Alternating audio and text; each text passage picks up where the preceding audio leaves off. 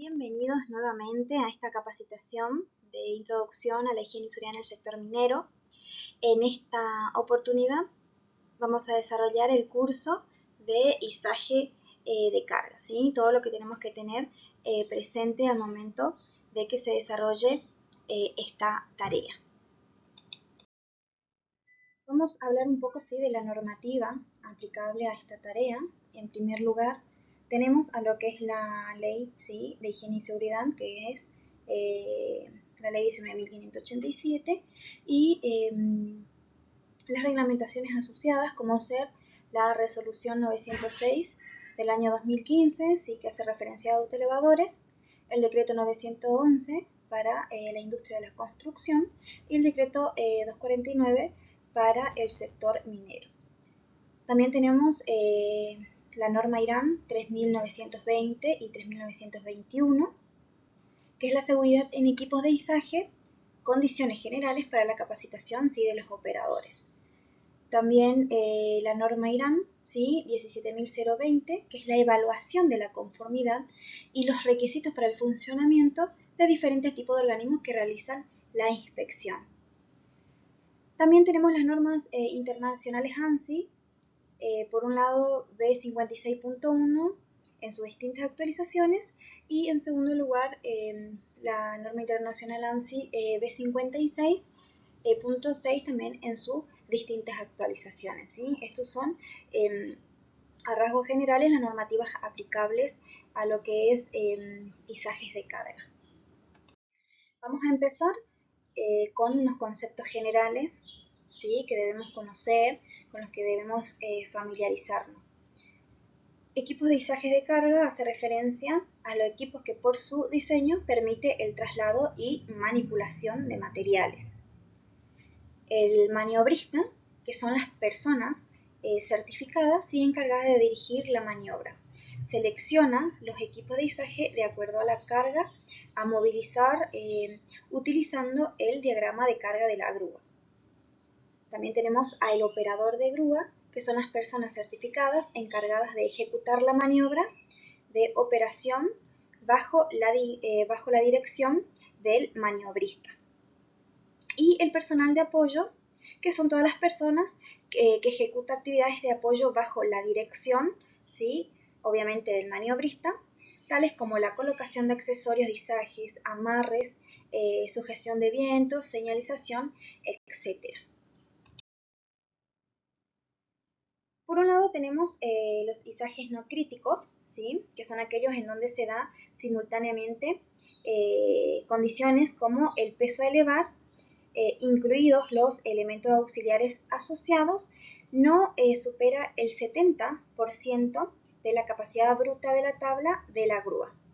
Esto quiere decir que para la configuración de longitud de plumas y algunos centros de radios de trabajo correspondiente, y no existe en el área del edificio, edificios, equipos, líneas energizadas u otras interferencias que puedan provocar un accidente.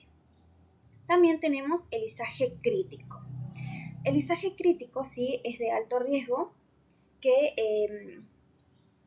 se implementa cuando se supera el 70% de la capacidad de la grúa, cuando el pendiente de terreno es mayor al 5% y cuando se trabaje con 2 o más grúas. También se realicen izajes con cargas irregulares o cuando se levanten materiales peligrosos o explosivos. También cuando se realicen en lugares confinados, cuando se eleven personas, por ejemplo en canastillos certificados y aprobados, y cuando se realicen cerca de líneas eléctricas aéreas. Es muy importante, que el permiso escrito de trabajo, en este caso para los izajes críticos, sea autorizado y firmado por cada turno de trabajo. La zona de maniobra, que es el espacio que cubre el equipo para izaje y movimiento de carga en su giro o trayectoria, desde el punto de carga hasta el sitio de colocación, Esta zona debe estar libre de obstáculos, señalizados con cinta de peligro para evitar el paso de personas durante todo el tiempo que dure la maniobra. La inspección rigurosa antes de que se inicie la maniobra de izaje es fundamental inspeccionar tanto la carga como la máquina que se va a utilizar. Esto es para garantizar que esté en condiciones óptimas. La planificación es un plan detallado que incluye la elección de la máquina adecuada, la evaluación de riesgo y la asignación de tarea específica. La planificación también de izaje es cuando se haya previsto la necesidad de contar con los servicios de una grúa para maniobras. Siempre será necesario la elaboración de este plan con el fin de detallar todas las condiciones como lo habíamos mencionado, como ser qué máquina a utilizar, la elevación de riesgo y las asignaciones de tarea específica. Por eso es muy importante lo que es la planificación. La capacitación del personal, que todo el personal involucrado, todo el personal que va a realizar esta tarea, debe estar correctamente capacitado y debe conocer todos los procedimientos de seguridad. Y la comunicación constante, entre el operador de la máquina, el equipo de apoyo en tierra para garantizar una operación coordinada y exitosa. Ahora vamos a desarrollar lo que son los materiales e instrumentos. El equipo de izaje, son todos los equipos utilizados con el propósito de izar, jalar o sostener cargas, tales como ser la polea de carga, la polea de corriente, engranajes, polea de fricción, grúas manuales, tirfor, entre otros. Las grúas eléctricas de aire e hidráulicas, grúas móviles, montacargas, grúas puentes o cualquier máquina semejante. Los elevadores de personas, elevadores de carga y también los gatos hidráulicos. Esto hace referencia a todos los equipos de izaje. Los accesorios de izajes, como ser las jeringas de cadenas, cables y sintéticas, los ganchos, grilletes, dispositivos de izaje tanto vertical y horizontal, que son los tecles y tirfor, vigas de balanceos y las sogas. Todos los equipos de izajes, antes de ponerlo en servicio, deben ser inspeccionados, examinados y obviamente certificados por el personal competente. Este proceso lo que hace es establecer y mantener de forma continua por cada uno de estos equipos. La verificación de los equipos de izaje se deben realizar de manera periódica, de acuerdo a las normas del fabricante. Todos los equipos defectuosos deben ponerse fuera de servicio y estar en cuarentena pendiente de reparación o ser destruido para prevenir su reutilización. En caso de que existiera alguna duda con relación a la propiedad y aplicación de este equipo, los mismos no deben ser utilizados hasta que el personal competente nos refiera lo contrario. Las eslingas son de un material flexible y resistente, como pueden ser de guaya, fibra sintética o cadena, como podemos ver acá. Estas son las eslingas de cadenas, eslinga de cable de acero y las eslingas sintéticas. Son preparados para sujetar una carga y conectarla al equipo de izaje que la va a levantar. Todas las eslingas deben llevar marcado su capacidad de carga para las distintas posiciones que se van a utilizar y deben ser usadas para trabajos con cargas costosas, parte con alto acabado superficial, partes frágiles y equipos delicados. además deben estar codificadas, ¿sí? Las seringas no deben ser reparadas para su utilización. Directamente, si se encuentran dañadas, deben ser descartadas y se debe proveer uno nuevo. En caso de que las seringas presenten quemaduras de cualquier tipo, derretimiento o carbonizado de cualquier superficie, perforaciones, rasgaduras, cortes, puntos rotos o quebrados, en este caso directamente se debe informar al personal competente para que éste lo saque fuera de servicio y se provea uno nuevo. Acá podemos observar un ejemplo de quemaduras. En este caso se encuentra quemaduras por calor o material corrosivo. En este caso, esta seringa debe ser descartada. Acá tenemos la de acero, ¿sí? Cuando presentan este tipo de deterioro directamente deben ser reemplazados. Los grilletes, estos que observamos en la imagen, son conectores de dos piezas, un cuerpo y un pasador, flexible y resistente. Se utiliza para el acople entre lo que es la carga y el slinga. Todos los grilletes deben ser certificados por el fabricante y llevar la capacidad máxima. Se debe inspeccionar antes de iniciar la tarea y una vez finalizado la tarea. Esto es muy importante, ¿sí? La inspección. Y no se debe aplicar ninguna clase de pintura ni tampoco almacenarlo a la intemperie para poder preservar el estado. En caso de que estos grilletes se encuentren dañados con señales de calentamiento, doblamiento y desgaste superior sería al 10%, deben ser descartados, ¿sí?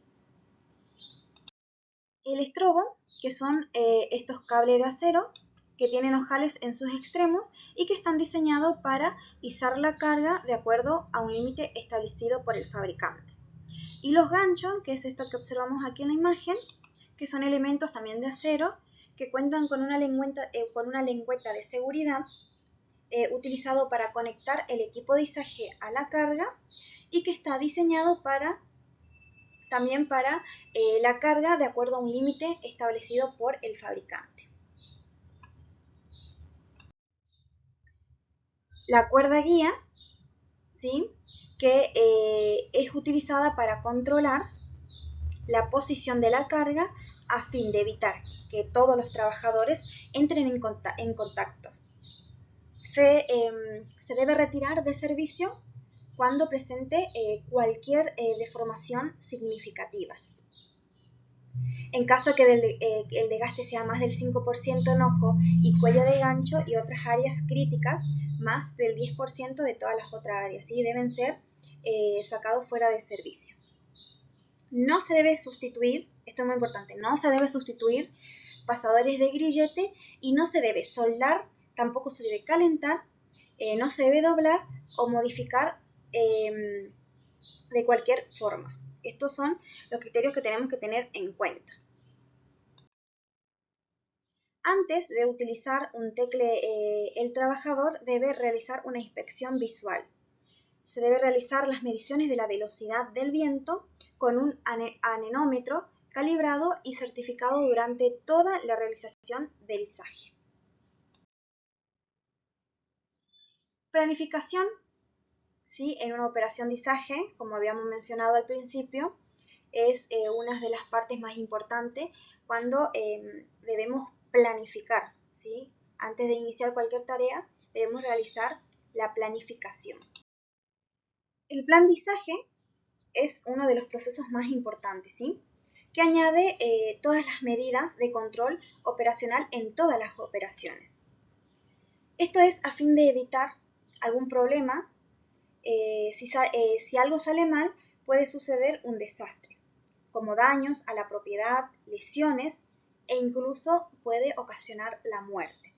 Por eso es muy importante que la planificación sea excelente y que ofrezca protección a los trabajadores, a la carga y a todos los equipos. A través del plan de izaje lo que podemos es predecir los riesgos ante cualquier operación de izaje.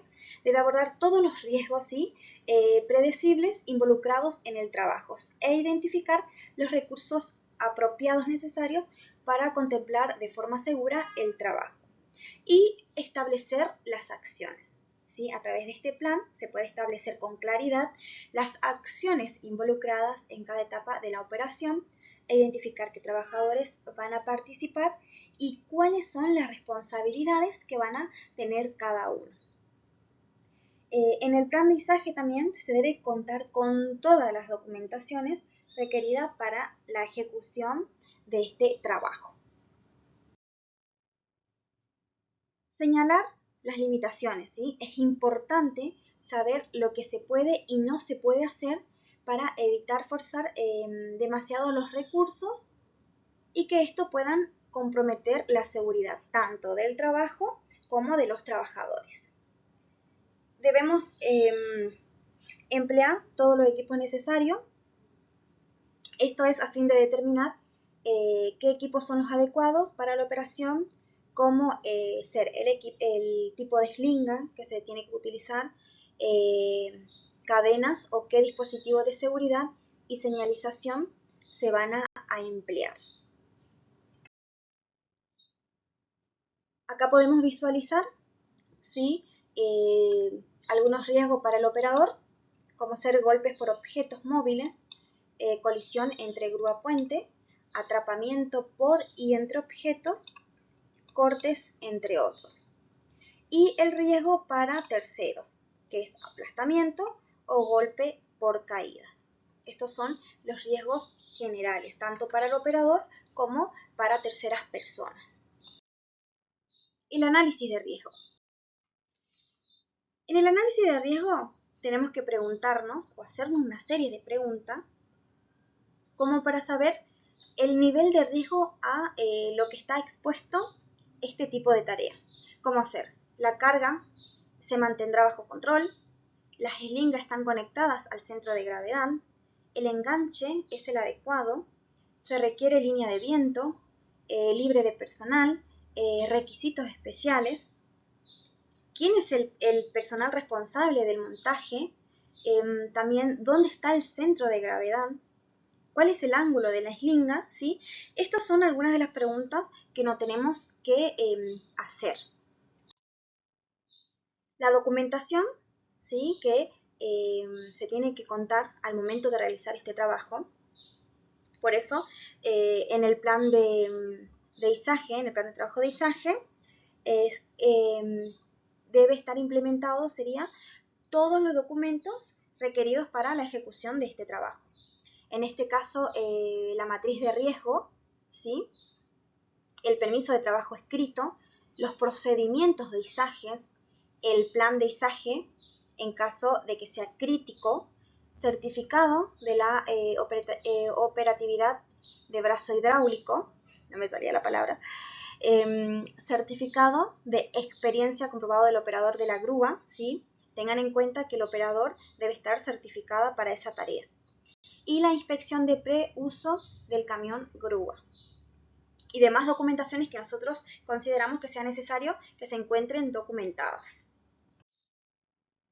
Las medidas de seguridad generales, ¿sí? A implementar para la realización exitosa de esta tarea, incluida la integridad física y la salud de todos los trabajadores, es importante, ¿sí? Tener en cuenta todas las responsabilidades, competencias, aptitudes y los diferentes niveles de autoridades del equipo humano a cargo, ¿sí?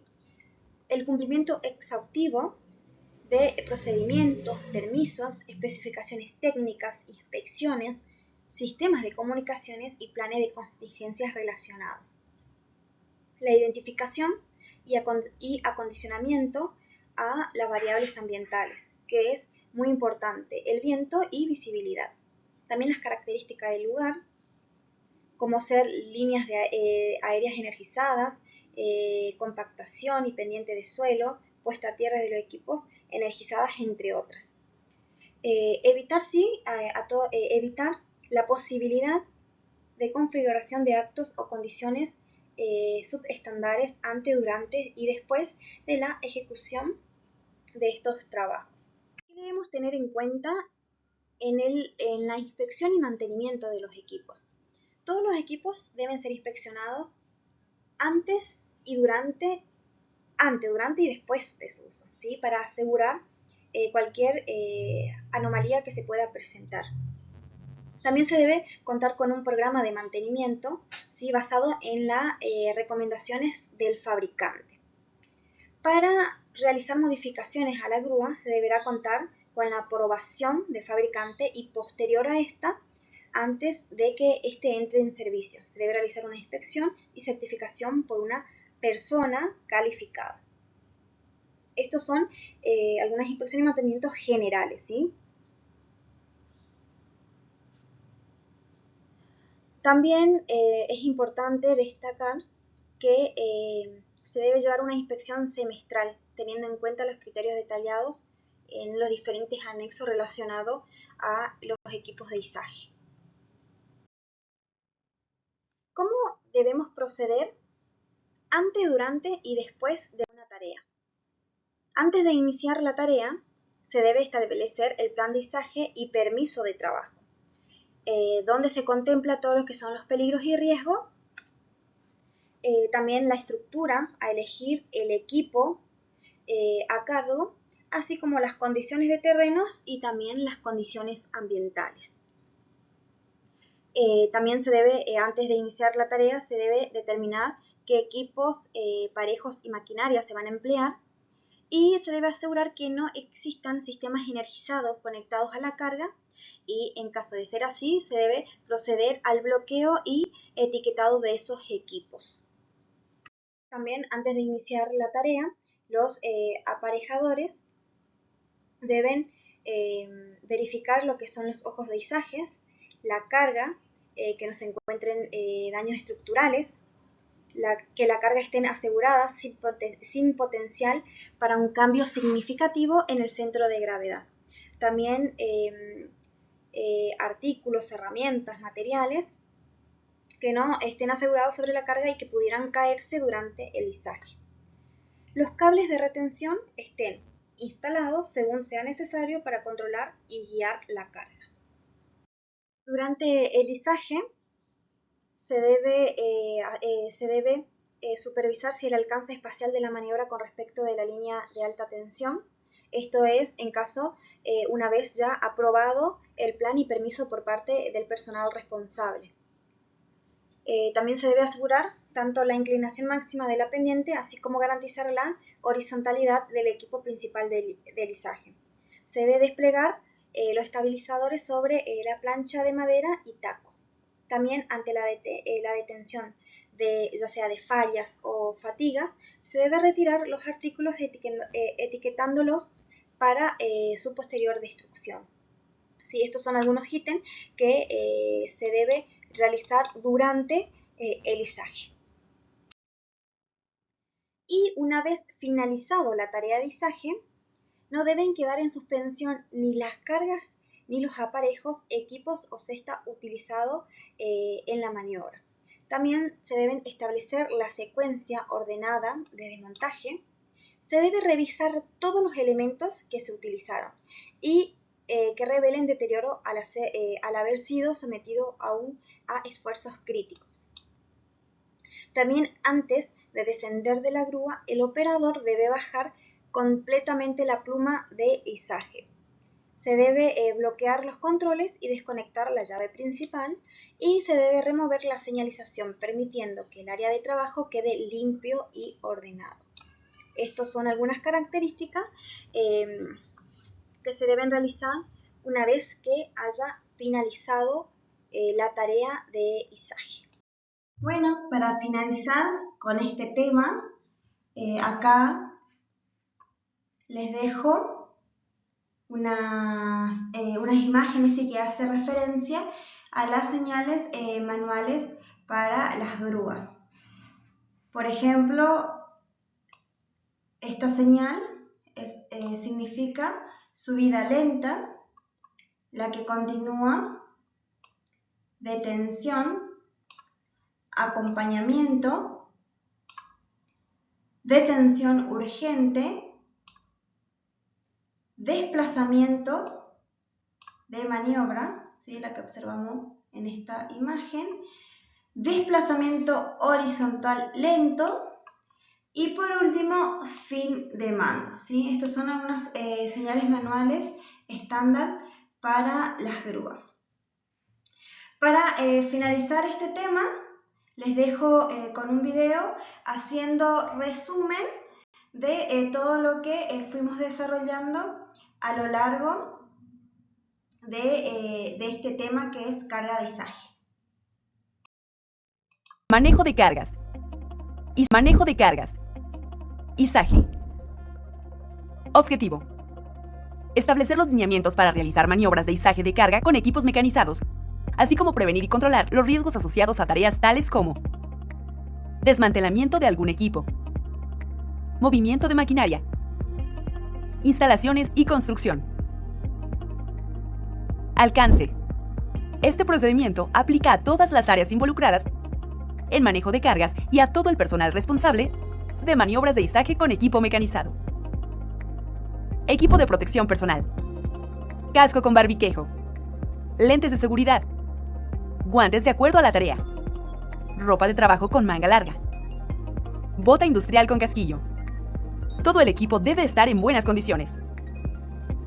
Peligros y riesgos: caídas a nivel, caídas a desnivel, ser golpeado con objetos, ser golpeado contra objetos, atrapamiento, caída de objetos, caída de carga.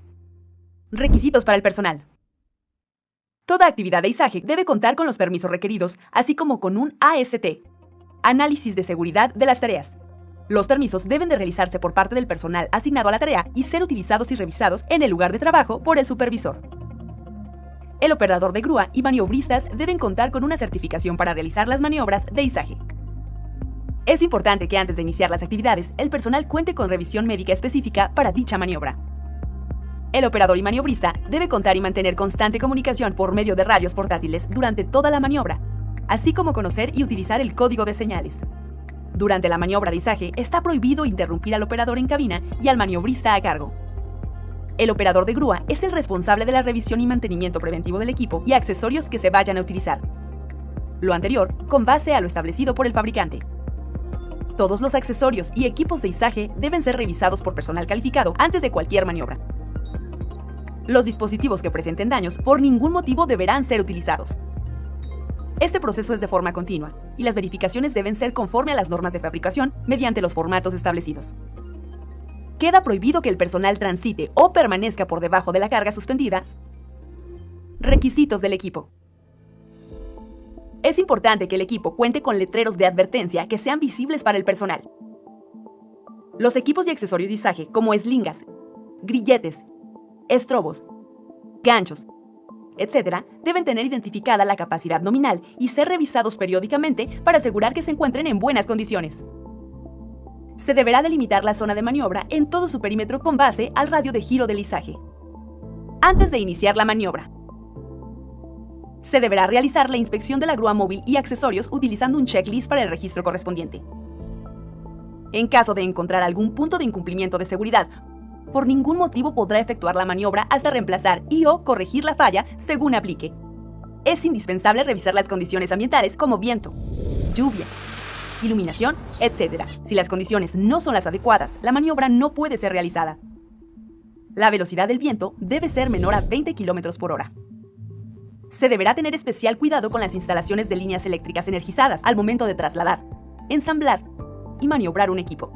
Siempre es importante mantener una distancia segura entre el equipo y las líneas eléctricas. Requisitos durante la maniobra: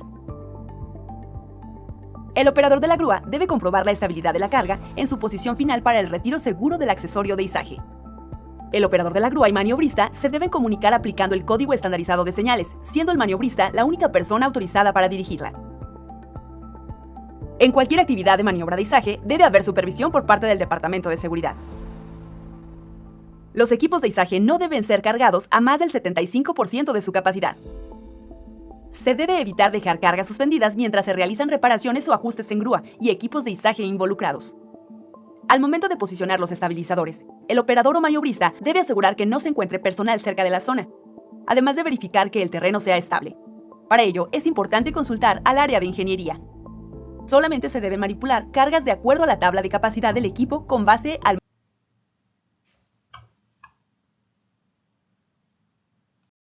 Bueno, excelente video el que hemos visto, la verdad, muy bien explicado con sus detalles correspondientes. Espero que lo hayan podido disfrutar, ¿sí? Y que haya sido provechoso para cada uno de ustedes. Continuamos con el tema de seguridad vial, vehículos y máquinas, que es también una de las reglas de oro en el sector minero. Lo que se debe realizar en el caso de los usos, ¿sí? De vehículos y máquinas es verificar si la operación requiere permiso de trabajo. Se debe realizar todos los chequeos correspondientes, ¿sí? Ya sea previo a la utilización de cada vehículo. Cumplir con las normas de conducción interna de la empresa. Prohibido circular sin el cinturón de seguridad. Es un requisito fundamental que todos los conductores, tanto de máquinas y de vehículos, usen el cinturón de manera segura. También está, perdón, que justo me están hablando, está prohibido conducir si bajo los efectos de algún estupefaciente, ya sea drogas, alcohol o en estado de cansancio. Prohibido usar el teléfono celular y operar con precaución bajo condiciones climáticas desfavorables. A continuación también les voy a presentar un pequeño video explicando detalladamente todo lo relacionado a lo que es la seguridad vial dentro de una minería. Los accidentes de vehículos o equipos autopropulsados corresponden al tercer tipo de accidente en la industria minera. En los últimos años, el 14% de los fallecimientos ocurren por causa de este tipo de accidente. Los accidentes de vehículos o equipos autopropulsados pueden ocurrir en el acceso a la faena, durante el traslado de equipos o en las operaciones al interior de la mina. Las fallas mecánicas, las condiciones del camino y los errores en la conducción son las principales causas que lo exponen a usted a choques, colisiones y salidas de camino. Sin embargo, usted puede controlar esos peligros. Recuerde, podrán conducir vehículos y equipos mineros solo quienes estén capacitados y autorizados por la administración de la empresa. Además, deberán contar con la licencia de conducir otorgada por el municipio respectivo y la licencia interna que lo autorizará a utilizar vehículos. Utilice solo aquellos vehículos y equipos para los cuales usted fue capacitado. Recuerde que para cada equipo se requiere una preparación especial. Antes de conducir u operar un vehículo o equipo minero, duerma y descanse las horas correspondientes y, por supuesto, no consuma drogas ni alcohol. Si su condición no es óptima, informe a su supervisor para reprogramar su turno y así no exponerlo a usted ni a sus compañeros a riesgos innecesarios. No podrá iniciar su marcha sin antes conocer todas las disposiciones de la empresa minera, tales como reglamentos, procedimientos o manuales de trabajo. Si la empresa no los proporciona de forma directa, solicítelo a su supervisor directo. Si su vehículo cuenta con un listado de componentes o checklist, revíselo y compruebe que todos se encuentran en condiciones de garantizar su correcto funcionamiento. Si el equipo presenta desperfectos, no lo utilice y dé aviso a su supervisor. El vehículo deberá contar con luces en buen estado, manteniéndolas encendidas durante su uso y con artefactos sonoros que indiquen su retroceso. No conduzca por caminos no autorizados, ni por aquellos que requieran elementos de seguridad que su vehículo carezca, tales como cadenas para caminos con nieve. Existen factores climáticos como la lluvia o la nieve que dañan la superficie de las vías, exponiéndolo a accidentes durante la conducción. Si el camino se encuentra en mal estado, informe de inmediato a su supervisor directo. No siga conduciendo en esas condiciones. Espere las instrucciones de su supervisor. Respete la velocidad máxima fijada por la empresa. Si conduce por un camino de gran dificultad, hágalo a una velocidad menor a la permitida. En todo momento, manténgase atento y respete la señalización del tránsito, tanto de restricción como de advertencia. Los caminos con pendientes fuertes y zonas de curvas cercanas a barrancos deberán contar con pretiles de contención y salidas de emergencia. Si el camino no cuenta con separador de vías, mantenga en todo momento su derecha, a no ser que el reglamento de tránsito y movimiento de equipo de la empresa haya definido otra situación. No traslade cargas con un peso superior a la capacidad determinada por el fabricante del vehículo. Evite distracciones. Nunca conduzca utilizando su teléfono celular o equipo de video. Sin importar el tipo de vehículo, usted nunca podrá viajar fuera de la cabina ni podrá trabajar, trasladar personas o explosivos sobre el balde de equipo de carguío. Usted tiene derecho a informar cualquier situación insegura que pueda ponerlo en riesgo a usted o a sus compañeros. Recuerde, maneje y opere siempre a la defensiva. Me pareció excelente el video que hemos visto, la verdad muy bien explicado con sus detalles correspondientes. Otro tema, sí, correspondiente a la regla de oro en el sector minero es la caída de rocas. Se produce, sí, cuando por razones el macizo rocoso colapsa o falla, lo que genera una inestabilidad y por esa acción de la gravedad esa masa se desliza en forma repentina. ¿Qué quiere decir esto? Que se desprende y se produce lo que es la caída. Nuevamente, sí, en este tema le voy a dejar otro video explicativo con sus correspondientes detalles, riesgos y peligros presentes y las medidas de prevención que debemos tener al momento que se trabaje más que nada en las minas subterráneas, ¿sí? Así que le dejo con este pequeño video explicativo. Los principales riesgos en la operación de minas subterráneas es la caída de rocas. Estos accidentes representan la principal causa de muerte en la industria minera.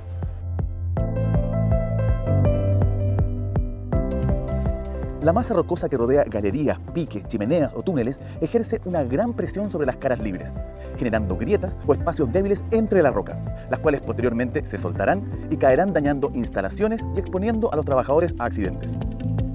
Estas labores se mantendrán estables debido al equilibrio entre estas fuerzas mientras el cerro tenga la condición de autosoportante. Sin embargo, esta situación cambia constantemente debido a factores como temperatura, humedad y, por supuesto, por las vibraciones provocadas durante la operación minera. Para evitar accidentes, se debe detectar y botar oportunamente la roca suelta, evitando así su desprendimiento de forma imprevista. A esta acción se le denomina acuñadura. Pueden acuñar solo trabajadores con experiencia y previamente capacitados, utilizando las herramientas y equipos adecuados. Los EPP requeridos para acuñar son zapatos o botas de seguridad, cinturón minero, lámpara bien cargada, casco de seguridad con barbiquejo, protectores oculares claros, protector respiratorio de doble vía, guantes de cuero o cabritilla, overol de manga larga, ropa con winchas reflectantes, cuerda de vida y arnés de seguridad. Como recomendación adicional, porte su autorrescatador para ser utilizado en caso de emanación de humo producto de un incendio. Para acuñar, usted deberá utilizar una barretilla como esta. Evite utilizar herramientas hechizas que puedan dificultar la realización de su trabajo. La longitud de una barretilla debe ser concordante con el espacio en el cual usted está realizando su tarea. La sugerencia es que no sea superior a los 4 metros con 50 centímetros. Para cuidar sus manos, la barretilla posee una protección en el extremo desde el que usted la opera.